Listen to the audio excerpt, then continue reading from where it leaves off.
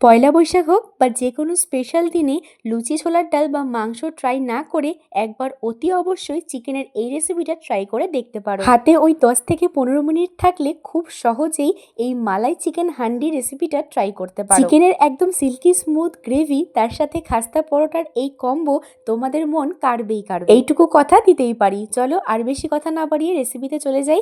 প্রথমেই আমি এখানে চিকেন নিয়েছি 250 গ্রাম মতো, তার মধ্যে 2 চামচ মতো টক দই দিয়ে দিচ্ছি, আর দিচ্ছি সামান্য একটু জিরে গুঁড়ো, ধনে গুঁড়ো, আর একটু বেশি পরিমাণে দিয়েছি ফ্রেশ ক্রিম। আমি এখানে আমুলের ফ্রেশ ক্রিম অ্যাড করেছি, তবে তোমরা চাইলে এর পরিবর্তে ঘরে থাকা দুধের সরও ইউজ করতে পারো। এবার একটা মশলা বানিয়ে নেব। তার জন্য নিয়েছি 10 থেকে 12 কোয়া রসুন, একটা বড় সাইজের পেঁয়াজ, একটু আদা, 1 চামচ দিয়েছি মগজদানা, আর 3 থেকে 4টে ভেজানো আমন্ড। আমন্ডের পরিবর্তে তোমরা কাজু বাদামও ইউজ করতে পারো। এবার এই পেস্টটা দিয়ে খুব ভালো মতো চিকেনটাকে মাখিয়ে তোমরা হাতে সময় থাকলে অবশ্যই আধা ঘন্টা থেকে 1 ঘন্টা বা 2-3 ঘন্টাও রেস্ট রেখে দিতে পারো। তবে ওই যে আমার হাতে একদমই সময় নেই, আমি একদম কম ঝামেলা রান্না করারই চেষ্টা করি বেশি, তার জন্যই কড়াইয়ে সাদা তেল গরম করে তাতে গোটা গরম মশলা ফোড়ন দিয়ে ম্যারিনেট করা চিকেনটা দিয়ে দিয়েছি, আর ওই বাটি ধোয়া জলও অ্যাড করে দিয়েছি, আর একটু কাঁচা লঙ্কা অ্যাড করে দিচ্ছি, ব্যাস। আর কিন্তু কোনো খাটনি নেই। ও আর একটু কিন্তু গুঁড়ো দুধও দিয়েছি। গুঁড়ো দুধটা তোমরা ম্যারিনেশনের মধ্যেই দিয়ে দিও, আমি ভুলে গেছিলাম জন্য কড়াইতে অ্যাড করে দিলাম, ব্যাস। এবার আর কি, নাড়িয়ে চাড়িয়ে ঢাকা চাপা দিয়ে 10 থেকে 15 মিনিট ওয়েট করবে। চিকেন তোমাদের একদম রেডি। ততক্ষণে চলো খাস্তা পরোটার রেসিপিটা তোমাদের সাথে শেয়ার করে ফেলি। কিছুই না, 1 কাপ ময়দার মধ্যে সামান্য একটু লবণ আর চিনি দিয়ে 2 চামচ সাদা তেল দিয়ে খুব ভালো মতো চেপে চেপে ময়াম দিয়ে নিয়েছি।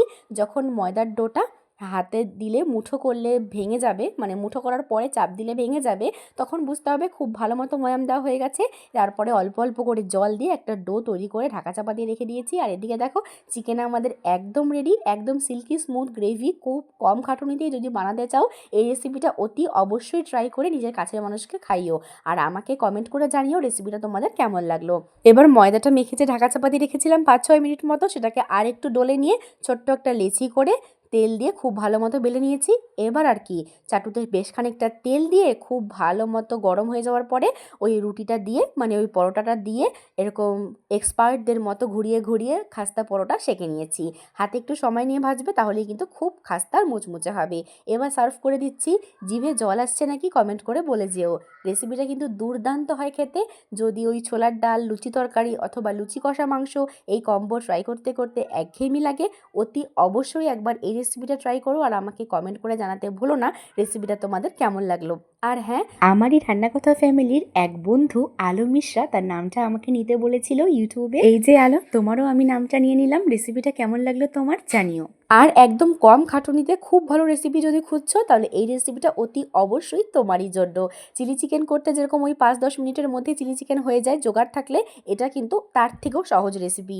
কেমন লাগলো জানিও, বারবারই বলছি জানাতে, অবশ্যই কিন্তু জানিও। বাই।